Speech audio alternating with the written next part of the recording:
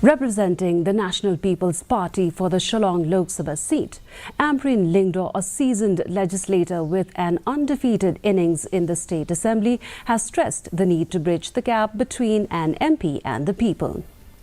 In an exclusive interview with DD News, Lyngdoh indirectly hinted at the failure of the incumbent Lok Sabha MP Vincent H. Pala of the Congress to remain in constant touch with the people of his constituency. She hopes to bridge this gap and connect with the people if she manages to win the election. Shillong is a constituency long dominated by the Congress party. There is this gap of information between people and their MP.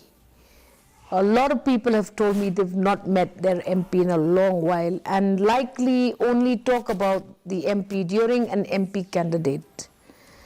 So this is the first challenge that I will have to overcome.